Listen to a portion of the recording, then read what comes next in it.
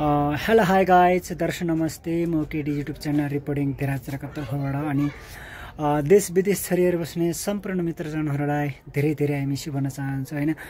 अनि म चाहिँ धेरै समय पछाडि आज रिपोर्टिङ भिडियो लिएर आएको छु, किनभने म चाहिँ प्रायः जसो अहिले च्यानलमा चाहिँ लाइभ भिडियोमा आएको छु। लाइभ भिडियो सँगै भेटघाट गरौँ होला अनि हल्का बिरामी पनि भएको थियो हैन।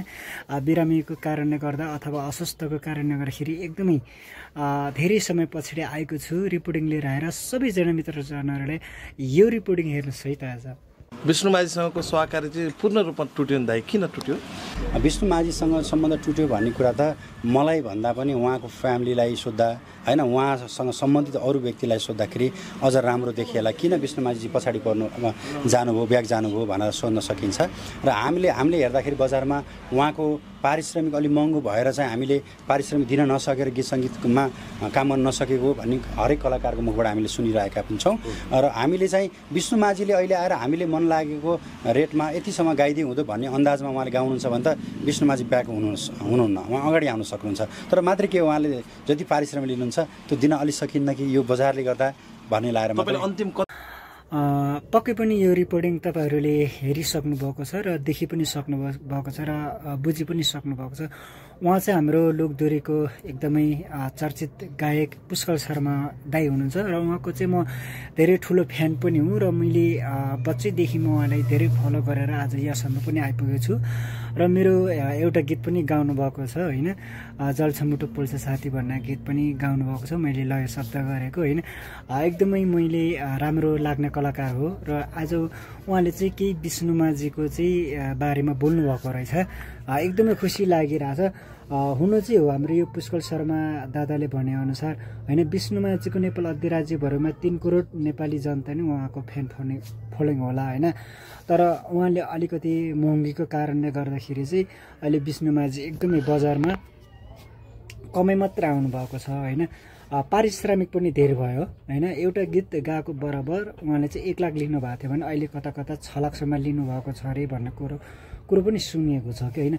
तर यतिसम्म चाहिँ दर्शक श्रोता मनहरूकोमा चाहिँ यति साह्रो आफ्नो हाई क्वालिटी चाहिँ नगरिदिएको भए हुने जस्तो लागिरहेछ कि हैन।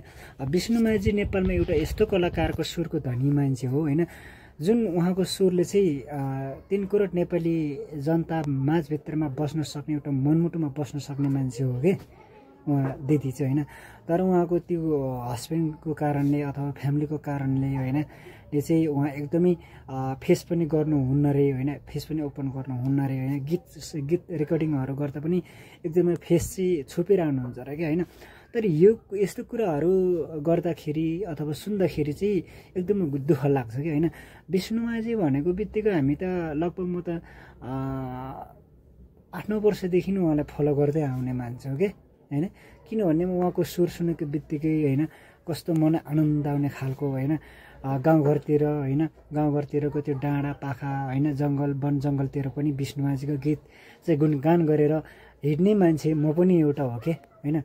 तर आज उहाँले दर्शक श्रोतामा बिचमा चाहिँ पारिश्रमिक चाहिँ यति कडा गर्दाखेरि चाहिँ हैन साह्रै दुःख लाग्छ के। किनभने हो ठिकै छ उहाँले गीत, उहाँ एउटा स्वरको धनी पनि हो हैन। र उहाँको पारिश्रमिक उसले जति मागे पनि हैन लिए पनि कुनै मतलब चाहिँ छैन। तर मतलब यही हो कि उहाँको दर्शक प्रेमीहरूले चाहिँ यति माया गर्नुहुन्छ उहाँलाई हैन, उहाँलाई यति माया गर्नुहुन्छ। तर उहाँले त्यति माया गरेको बापत हैन पारिश्रमिक चाहिँ अलिक कडा गरिदिनु भयो कि हैन। उहाँसँग गीत सङ्गीत गर्ने मान्छे कति होला हैन। तर आज विष्णु माझी दिदीसँग त्यो गीत सङ्गीत गर्ने मान्छे हैन एकदमै कम भइरहेको छ। त्यो किन भन्दाखेरि पारिश्रमिकको कुराले गर्दाखेरि कि हैन। 6 लाख त भिडियो अडियोमा 6 लाखमा त 2टा अडियो भिडियो नै बन्छ हैन। तर त्यो 2टा अडियो भिडियो लिनुको साथ चाहिँ उहाँले पारिश्रमिक त्यति लिइसकेपछि चाहिँ कम्तीमा पनि हैन, कम्तीमा पनि भिडियो बनाउँदाखेरि त 9-10 लाख नै लाग्छ हैन। त्यति उस गर्दाखेरि चाहिँ हाम्रो सिस्टरले चाहिँ पारिश्रमिक चाहिँ कडा गर्नुभयो कि भन्ने म पनि एउटा महसुस गर्छु कि। किनभने म पनि उहाँको एउटा फ्यानको कारणले गर्दाखेरि कि हैन। हुन त हो विष्णु माझी दिदीले चाहिँ 2 दिनमा अथवा 24 घन्टाभित्रमै 1 मिलियन क्रस गर्नुहुन्छ अरे उहाँको गीत सङ्गीतले होइन। त्यो हामीले देखेको पनि छौँ, सुनेको पनि छौँ होइन। तर 1 मिलियन्स मात्र क्रस गरेर चाहिँ भएन कि होइन। यता फ्यान फलोइङ पनि हेरिदिनु पऱ्यो कि उहाँलाई चाहिँ होइन। यति साह्रो पारिश्रमिक चाहिँ कडा नगरिदिएको भए भन्ने चाहिँ मलाई पनि लाग्छ क्या होइन। जुन आज पुष्कर शर्मा दादाले चाहिँ यो कुरा होइन, गीत सङ्गीतको उहाँ एउटा सचिव पनि हो, केन्द्रीय सचिव पनि हो होइन। उहाँले जुन यो कुरा व्यक्त गर्दाखेरि चाहिँ मलाई नि 1-2 शब्द व्यक्त गरेको हुँ होइन। हुन त म पनि गीत सङ्गीतले धेरै माया गर्ने मान्छे होइन। त्यसैको कारणले गर्दाखेरि चाहिँ हाम्रो दिदीले चाहिँ पारिश्रमिक पनि कडा गरिदिनु भयो होइन। पारिश्रमिक कडा गरिदिएको कारणखेरि दर्शकमा चाहिँ पनि आउन सकेको छैन। बल्ल बल्ल आएको पनि वर्षमा एउटा आउँछ होइन, कि 2टासम्म आउँछ होइन। तर यति साह्रो चाहिँ नगरिदिएको भए चाहिँ हुने भन्ने पनि यो मेरो पनि भनाइ हो क्या होइन। किनभने आफूसँग भएको क्रेजको पनि हेर्नुपर्छ कि दर्शकहरूले होइन। आज जति उहाँको फ्यामिलीको कारणले हो सुन्दरमणिजीले चाहिँ एकदमै बन्देज गर्नुभएको अरे होइन। त्यो कुरा चाहिँ म के भन्न चाहन्छु, सुन्दरमणि दाइले पनि बुझिदिनु पर्यो क्या होइन। जुन विष्णुमाझी दिदीको क्रेज चाहिँ यति छ नेपालमा होइन, त्यो क्रेजलाई चाहिँ नघटाइकन होइन छोडिदिएको भए आज हाम्रो विष्णुमाझी दिदीमा लोकदोहोरीमा पनि देख्न पाइन्थ्यो होला होइन। तर त्यो पनि देख्न पाएको छैन क्या। तर यति साह्रो निज चाहिँ नबनिदिनु होला पनि भन्न चाहन्छु होइन। र हाम्रो दिदीले पनि यति साह्रो पारिश्रमिक कडा चाहिँ नगरिदिनु होला। गीत सङ्गीत भनेको एउटा पारखी हो होइन, एउटा सुन्दा पनि आनन्द लाग्ने हो। जुन हाम्रो नेपालमा चाहिँ होइन, हाम्रो नेपालमा चाहिँ धेरै आधुनिक होइन, पप होइन, यस्तो चलचित्र गीतहरू यो जुनै देशमा पनि हुन्छ है।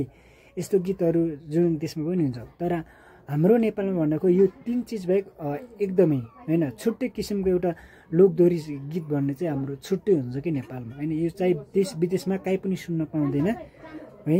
जस्तो सुकै गीत पनि हामी कभर गर्न सक्छौँ, तर विदेशीले पनि यो कभर गर्न नसक्ने यो एउटा लोकपारखी गीत हो कि हो।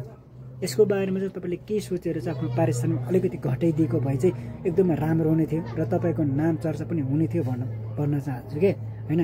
आजको रिपोर्टिङ चाहिँ यही हो होइन। तपाईँहरूले के कस्तो लाग्छ होइन। यदि मैले गलत बेलामा गलत भनिदिनुहोस् होइन, सही बेलामा सही भनिदिनुहोस् है त।